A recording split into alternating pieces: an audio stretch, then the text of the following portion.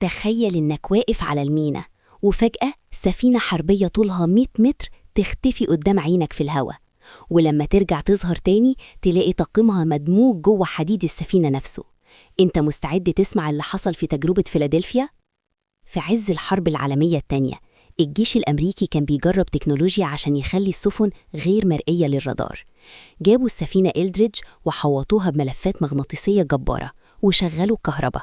فجأة ضباب أخضر غريب غطى السفينة بالكامل، وفي ثانية واحدة السفينة اختفت تماماً، مش بس من الرادار، دي اختفت من الوجود وظهرت في مكان تاني بعيد خالص على بعد مئات الكيلومترات.